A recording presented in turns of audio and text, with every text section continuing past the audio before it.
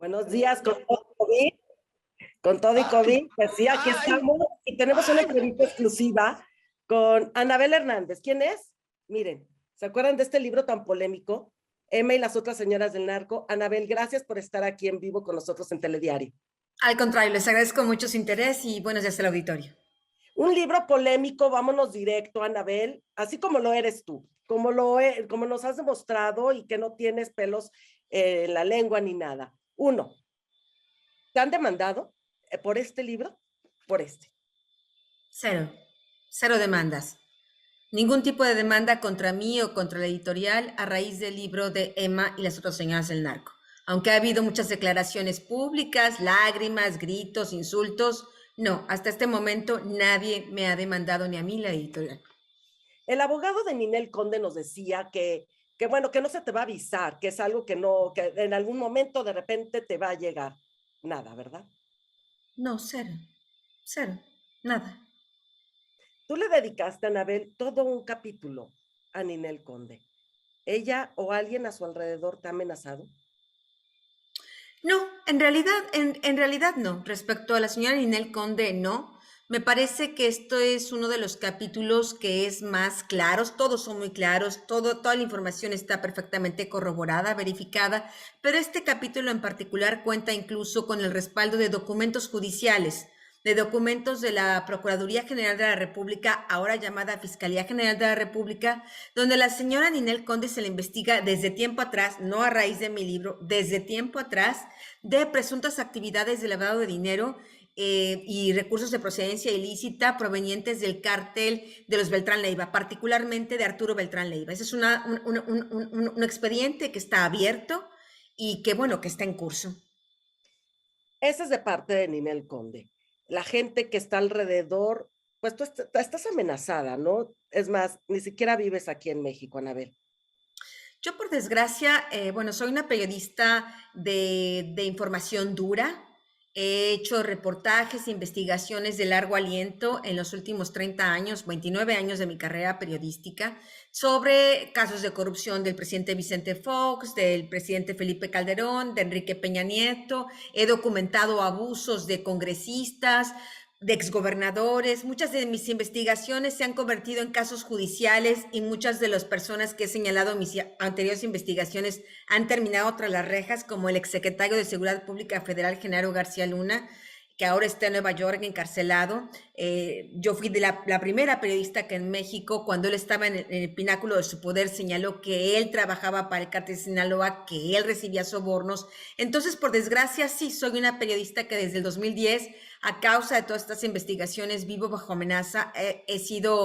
Ha habido intentos de homicidio contra mí, contra mi familia. Han asesinado algunas fuentes de información en el pasado.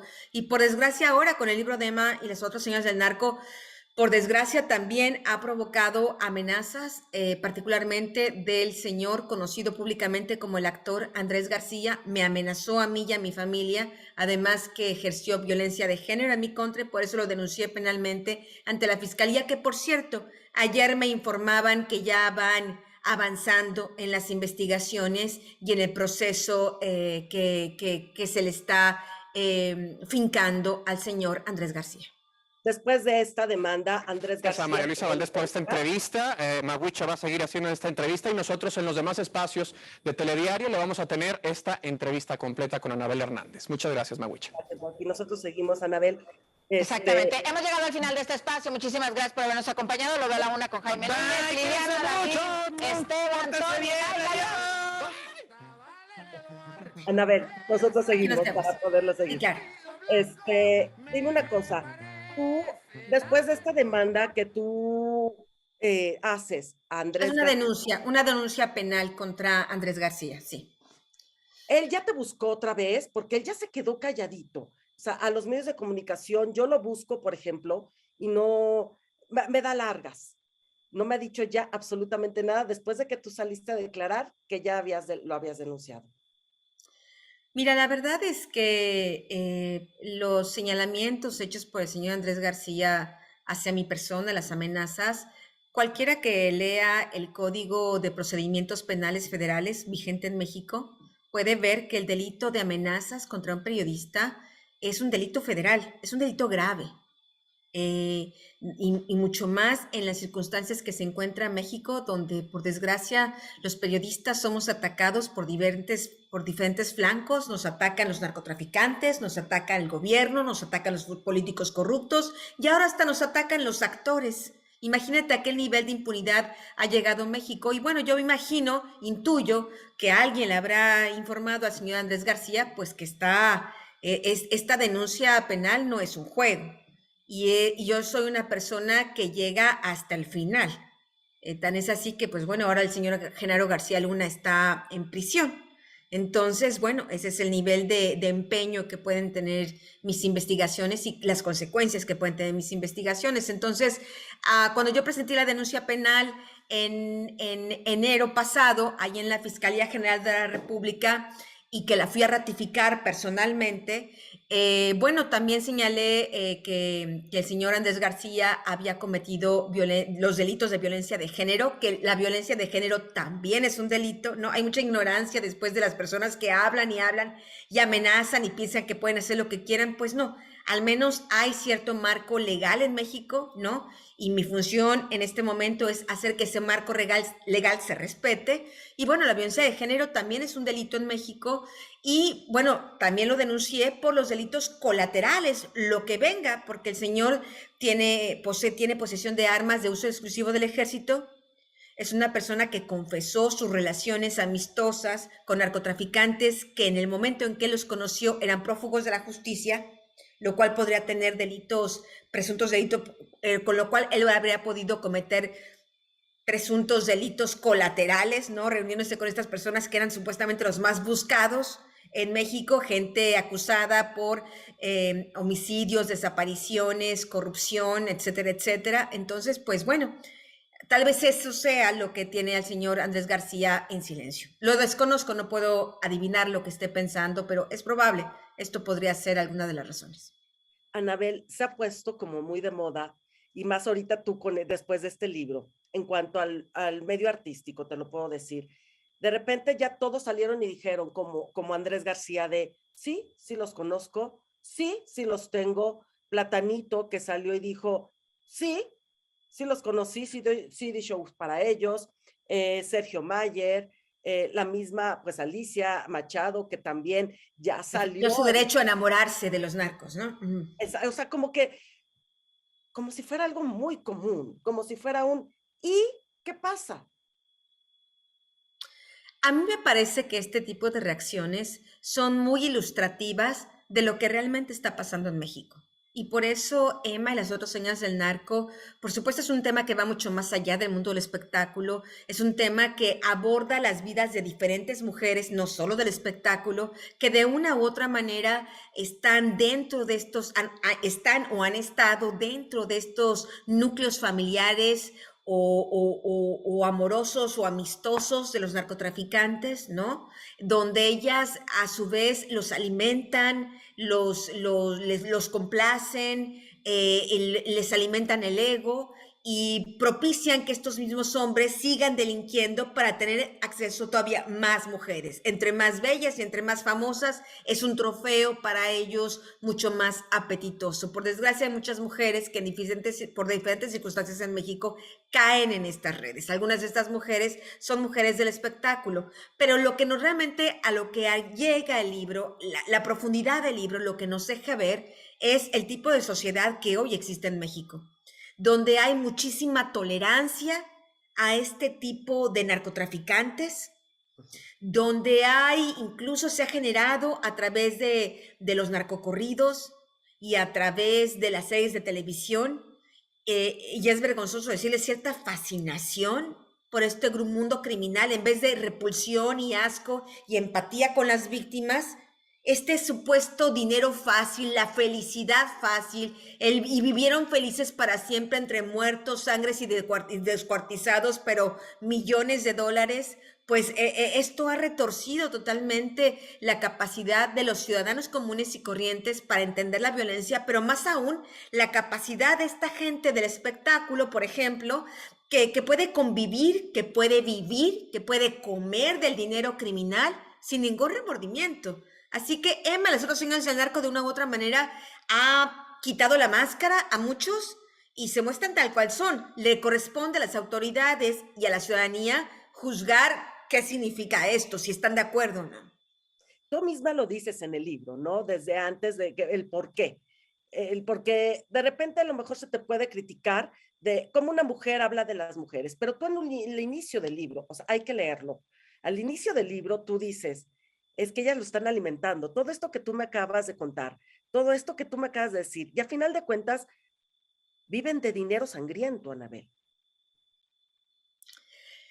Es evidente que el papel de las mujeres en estas cadenas de crimen organizado, en la violencia del mundo, en las mayores masacres y homicidios e infamias que ha existido en la humanidad, las mujeres han estado presentes, nos guste o no.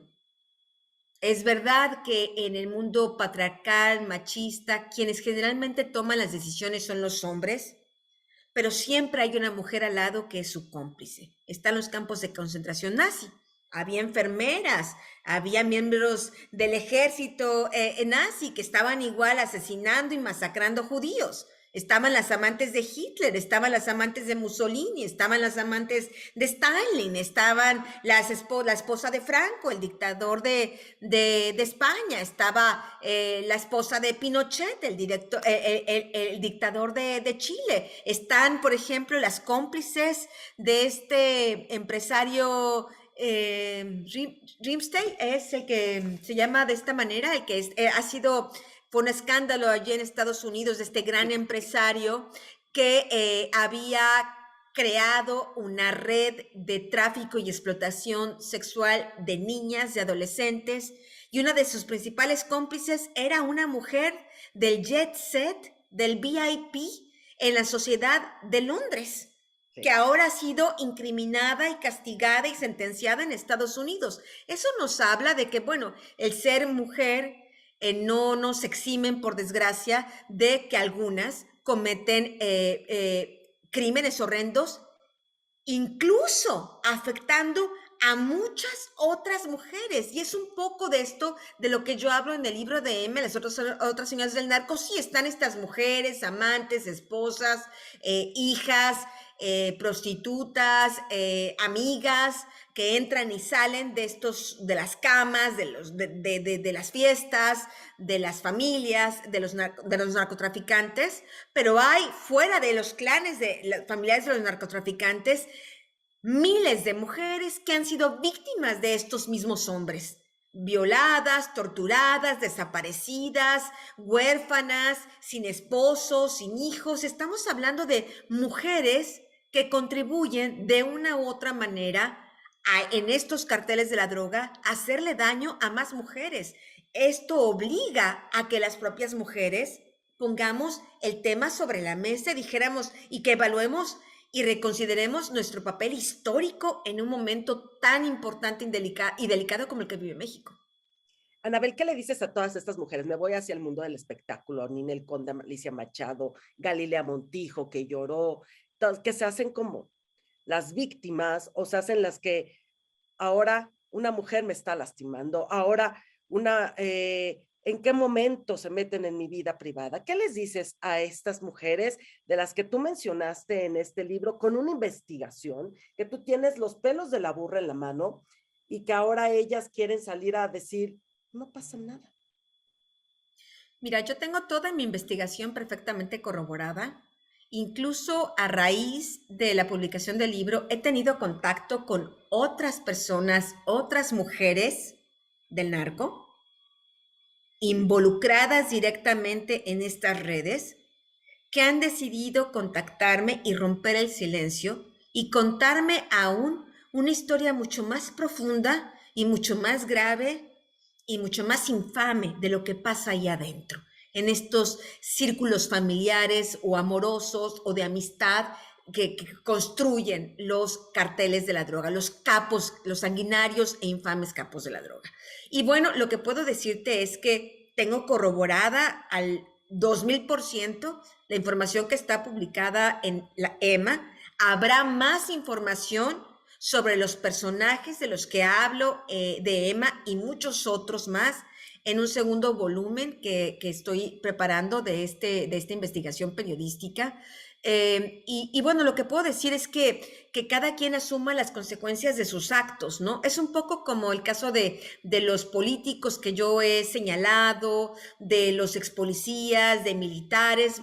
Pues sí, no les gusta que los periodistas ventilemos este tipo de información, pero es información de interés público, no es información de interés privado, porque en el momento en que estas personas se coluden de una u otra manera con grupos criminales que están dañando masivamente a la sociedad, ya no es un tema de lo que yo hago en mi casa no importa, es un tema que nos importa a todos, como las redes de tratas de personas, etcétera, etcétera. Ni modo que un pederasta, por ejemplo, diga, no, si yo abuso de un menor, es mi asunto privado, es mi vida privada. Pues no, eso es un delito que tiene impacto en toda la sociedad y tienen que rendir cuentas a la sociedad sobre sus actos. Entonces yo a estas señoras lo que les diría es que, pues bueno, independientemente de las emociones que hoy pueda sentir, que asuman responsabilidad de los actos en los que han participado y que reflexionen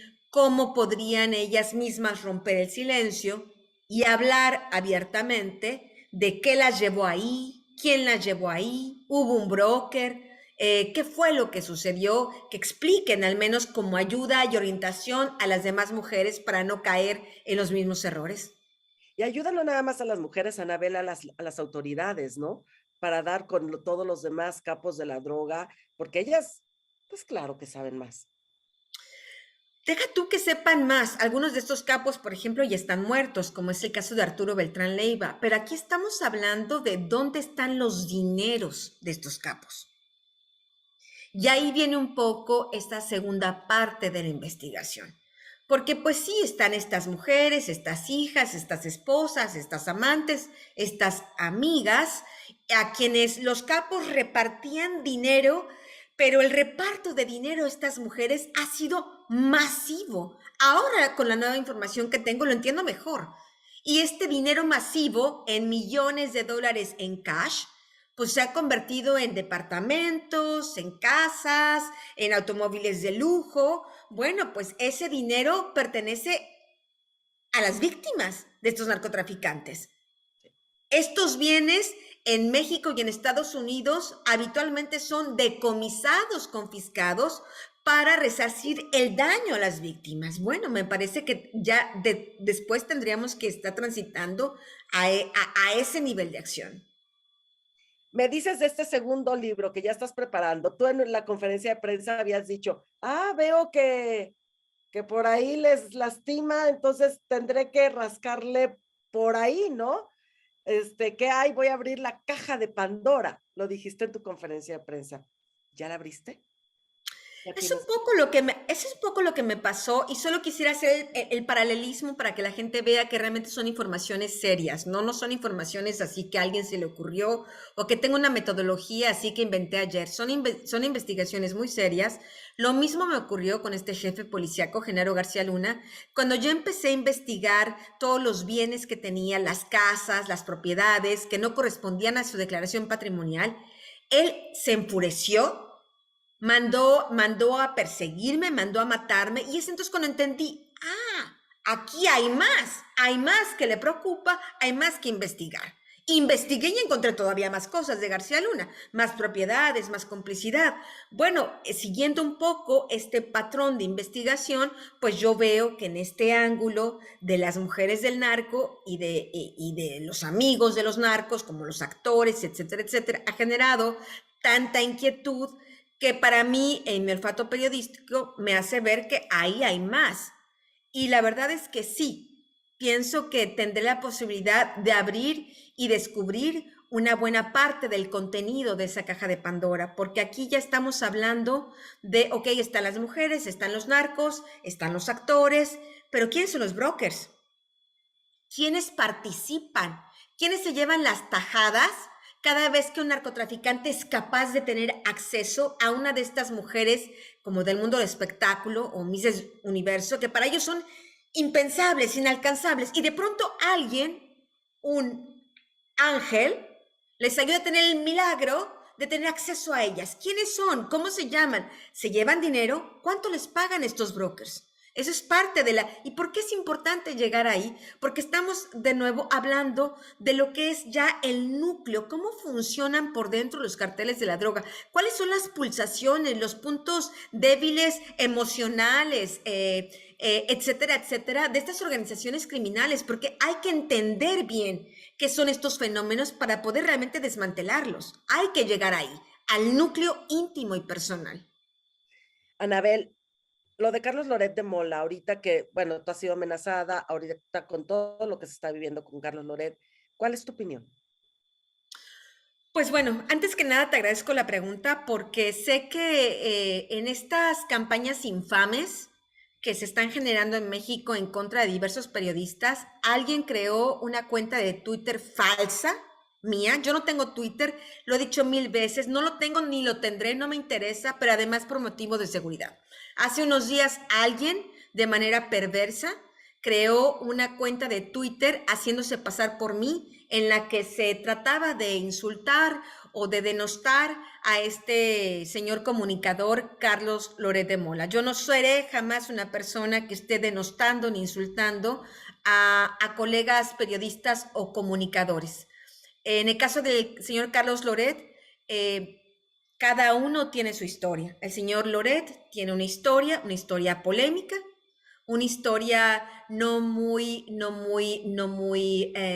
acuiciosa en el tema de periodismo de rigor, una historia donde él en una buena parte de su carrera trabajaba para el poder, estaba ahí, no diré más porque finalmente está ahí su historia, cada periodista se hace responsable de su historia, yo me hago responsable de la mía, pero lo que sí es infame, lo que no puede ser, es que sea algún tipo de político, algún cártel o algún presidente de la República quien comience a decir quién es un buen periodista, quién es un mal periodista, quién es su amigo, quién es su enemigo, poner palomitas y poner taches. Eso no le corresponde a nadie, solo le corresponde a la sociedad. Entonces me parece que evidentemente estos calificativos que hace el presidente de la República contra este señor Carlos Loret y contra otros periodistas en sus conferencias mañaneras me parece un exceso absolutamente negativo contra la democracia. Qué bueno que aclaras que este Twitter no es tuyo y No. que, bueno, o sea, tú en ningún momento, o sea, él, así que él su bronca, tú tu bronca, ¿no? Cada quien con sus amenazas y qué mal que un presidente, pues como tú lo estabas diciendo, pues esté encabezando todo esto. Absolutamente. Yo creo que esta agresividad del presidente contra los periodistas, aunque pareciera que es contra uno o dos, en realidad esta actitud nos afecta a todos porque nos está convirtiendo en una especie de blanco, ¿no? Para que nos estén golpeando y amenazando. Y si ya de por sí la situación en México era muy delicada, pues ahora el presidente pues está dando como un cheque en blanco, ¿no? Como una licencia para estar hostigando a periodistas. ¿Cómo viste que no quisieron preguntar nadie en la mañanera el día de ayer? Creo que fue como su manera de protesta para el presidente, como de respeto, ¿no? Para nosotros los periodistas. No, la verdad no había entendido. El día de ayer fue, no, pero el día de ayer sí hubo preguntas, ¿no? Ayer o antier fue. Ah, ok. Bueno, pues me parece una cosa muy importante porque es así como se le tiene que hacer ver al poder de una manera pacífica, de una manera civilizada, explicarle de esta manera que los periodistas no somos amigos del poder. Los periodistas servimos a la ciudadanía. Y es a ella y únicamente a ella a quien debemos cuentas. Exactamente, una libertad de expresión, ¿no? ¿En qué sentido? ¿Que este silencio es una libertad de expresión o...?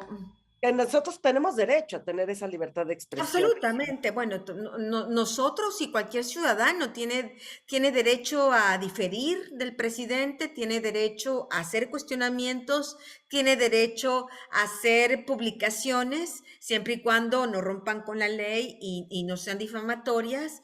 Y bueno, hasta este momento la realidad es que el presidente, si en su momento se sintiera difamado, se sintiera que alguien está inventando cosas y siente un daño moral, hay los cauces legales. El presidente y su familia podrían recurrir a los cauces legales, un poco como las señoras de las que estábamos hablando del libro y de Emma y de las otras señoras del Narcos. El señor Andrés García se siente realmente difamado, que no es tal cosa porque él mismo ha ratificado y ha ampliado las cosas que yo señalo en el libro. Bueno, están los cauces legales, no es las amenazas, no son los insultos. Debe de haber un marco legal. Si el presidente se siente difamado y su familia se siente difamada, están las instancias legales. No son las ofensas y el golpeteo al periodismo en general lo que va a hacer que los periodistas dejemos de cuestionar.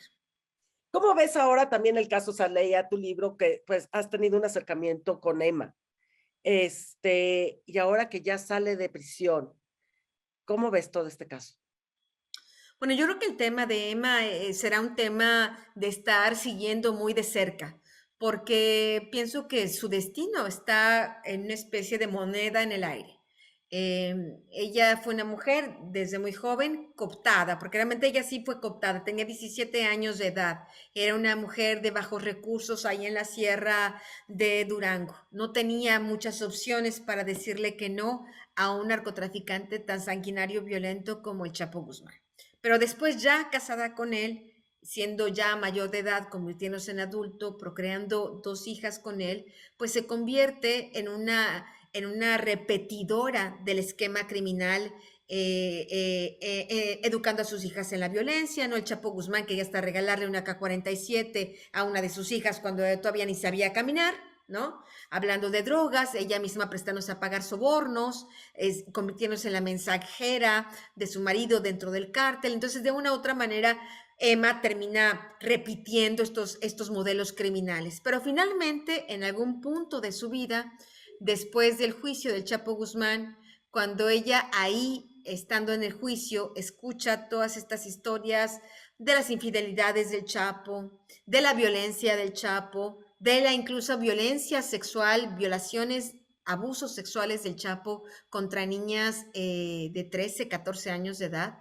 Es ahí cuando, de acuerdo a las entrevistas que yo hice de personas que estaban con Emma en aquel momento de su vida, me narran cómo Emma, aunque se mostraba impasible, ¿no? Con cara de palo ahí en la corte, cuando salía y llegaba a su hotel en Nueva York, realmente estaba hecho un mar de lágrimas, estaba muy enojada consigo mismo. Me narran cómo ella llorando se preguntaba, pero ¿por qué hice esto de mi vida, no? ¿Por qué le abrí la puerta de mi vida a este hombre, ¿no? Son cosas que ella se tragó porque es una mujer muy reservada, es una mujer que puede parecer muy fría, pero en realidad es más vulnerable.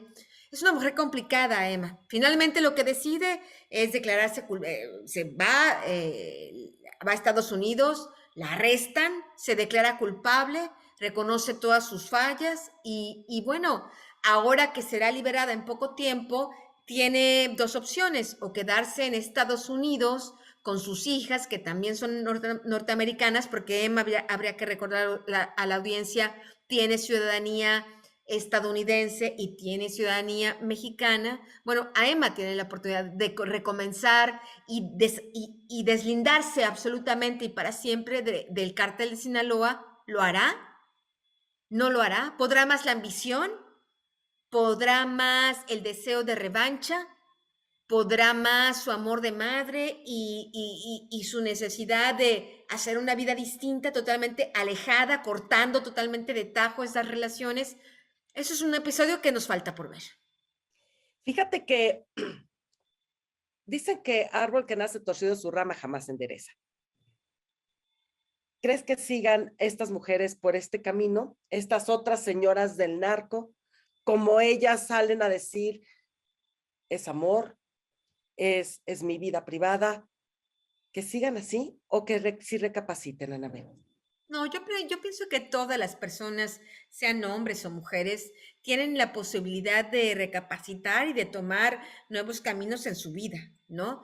Yo no sé realmente, no tengo idea si estas mujeres de las que yo hablo en el libro han tomado realmente otro camino distinto o si siguen en lo mismo, ¿no? Por ejemplo, tenemos personajes como Diana Espinosa, que es la esposa actualmente de Rafael Caro Quintero, un narcotraficante, uno de los más buscados en Estados Unidos. Yo entrevisté a Diana en México y la historia de Diana es realmente muy peculiar. Era una mujer de clase media en Chihuahua, muy bella, muy guapa.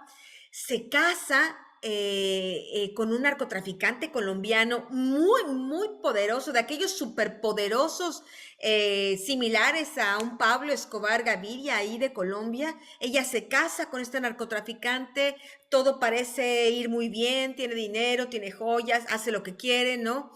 Procrea un hijo con este narcotraficante y después con el narcotraficante es detenido.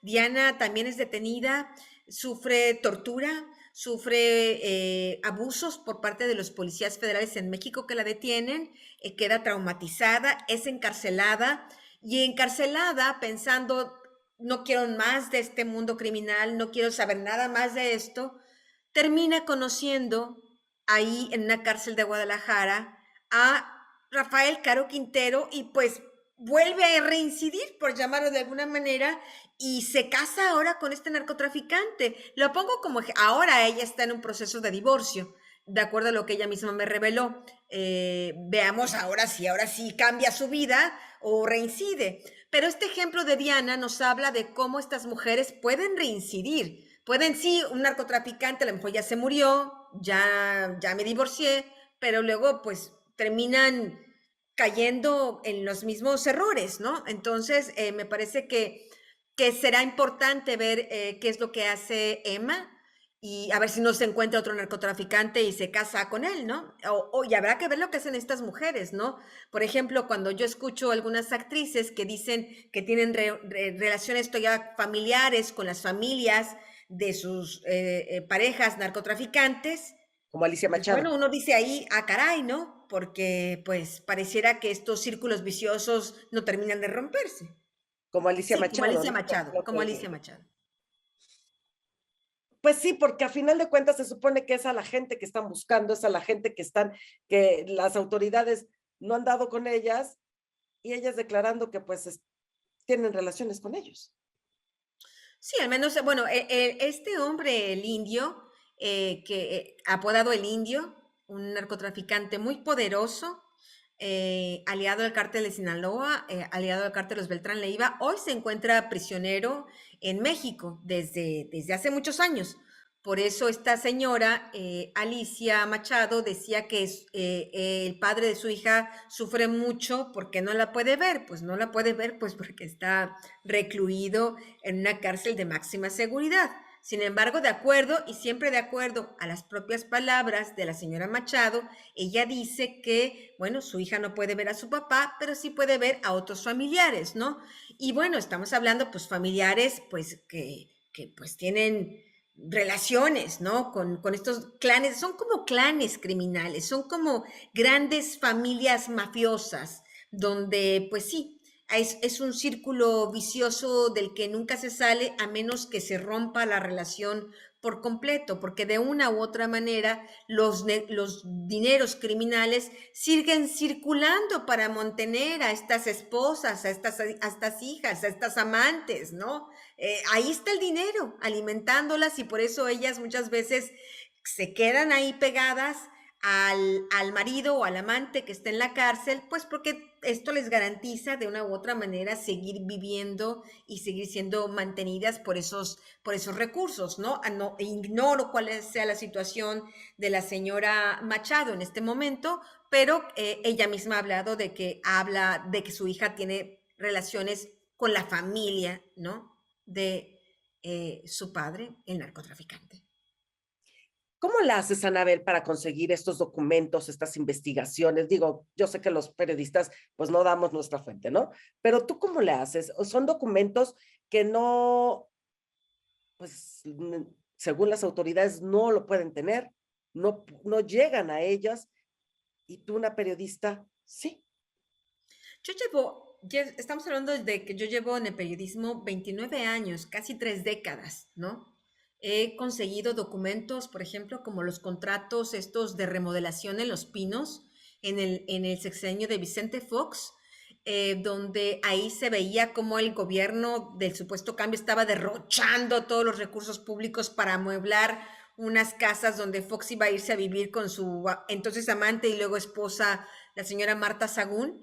Y bueno, he conseguido contratos de Pemex, he conseguido una serie de facturas falsas emitidas traficadas en el Congreso, por ejemplo, en la Cámara de Diputados Federal. He conseguido las escrituras y todos los documentos de registro público de la propiedad, de las propiedades de Genaro García Luna. He conseguido, por ejemplo, unos documentos sobre una colección de armas de García Luna. Es decir, es todo un proceso de investigación donde, por una parte, está la ley de transparencia, a través de la cual uno puede allegarse de muchos documentos.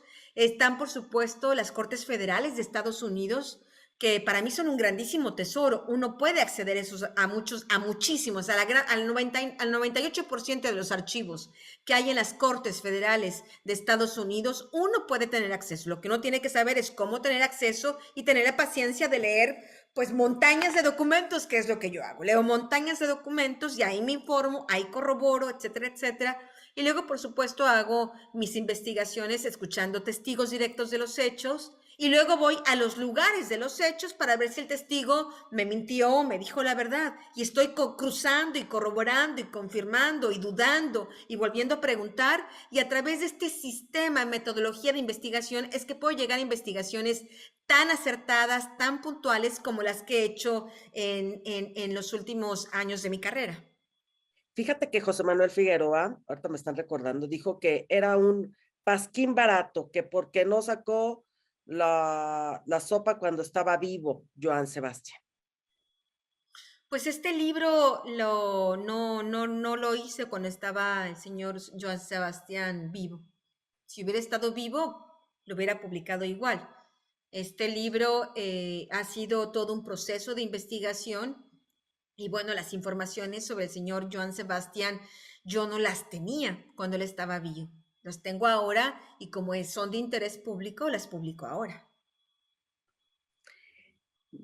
Te estás protegiendo, Anabel, estás amenazada por todas partes, ¿no tienes miedo?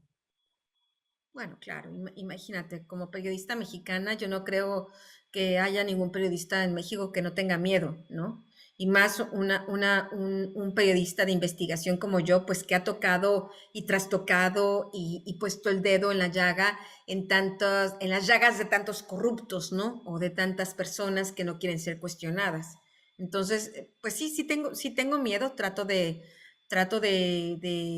no, que este miedo no me paralice, sino el miedo con el que yo llevo viviendo desde hace, pues ya casi 12 años, desde el 2010, cuando ocurrió el primer atentado en mi contra, atentado de muerte. Bueno, pues lo que he aprendido es que este miedo, en vez de paralizarme, me movilice y sea también un empuje para continuar con mi trabajo periodístico, siempre y cuando este trabajo siga siendo riguroso, siga siendo disciplinado y sobre todo siga siendo al servicio de la ciudadanía. Ese es mi periodismo.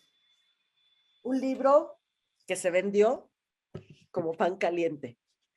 Yo iba al Sanborns y ya está agotado, el otro está agotado y a otro Sanborns está agotado. ¿Cuándo viene el próximo libro, Anabel? Bueno, dijéramos que está en elaboración.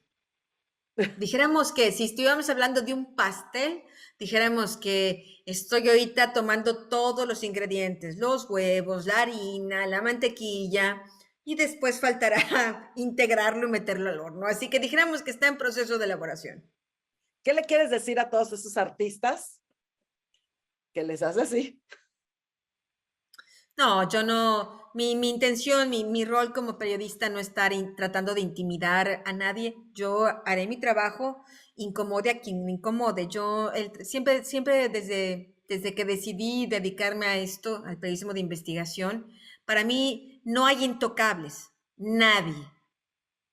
Nadie es intocable, desde los presidentes de la República, a quienes he investigado y he publicado sus cosas, las primeras damas, las esposas de gobernadores, los gobernadores, diputados, policías, militares, empresarios y pues también la gente del espectáculo, si están involucrados en temas que son de interés público, pues hay que revelarlos. Así que, pues más que nada, el mensaje no solo para la gente del espectáculo, sino en realidad para los políticos, para la gente, toda aquella gente que se sienta eh, fuera del alcance de la justicia, que por desgracia en México son tantísimas, la gente que se siente impune, la gente que piensa que puede hacer lo que quiera y o nadie lo va a saber, o aunque lo sepan, no tendrá consecuencias. Yo lo que diría es que la gente tome conciencia de las decisiones que tome y después cuando vengan ese tipo de publicaciones o cuando vengan acciones legales, pues no se sientan sorprendidos, simplemente asuman las consecuencias de sus actos. Mueves tantas cosas, Anabel, por ejemplo, en el caso de Ninel, Giovanni Medina, ahora ya lo volvió a demandar porque Giovanni, su pareja, su expareja, pues te está apoyando a ti.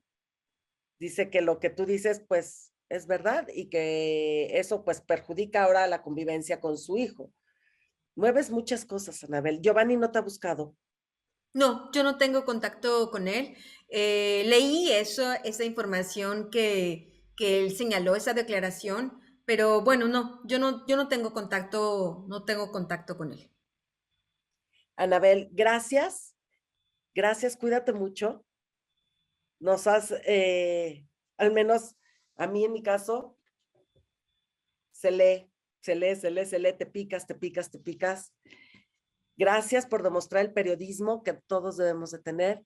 No importa si es periodismo, aquí te das cuenta, no importa si es periodismo de espectáculos, periodismo político, lo que sea. Yo sí estoy convencida, ¿sabes qué? Y eso sí es una cosa que ignoraba, que no sabía, porque a veces los periodistas estamos tan enfocados en nuestras materias de investigación, de periodismo de deportes, periodismo de espectáculo, periodismo de política, periodismo de narcotráfico, que a veces no entendemos el valor del trabajo que hacen otros colegas, ¿no? Y yo la verdad, este libro me ha abierto los ojos de que los periodistas del mundo del espectáculo pues no la tienen tan fácil como parece, ¿eh?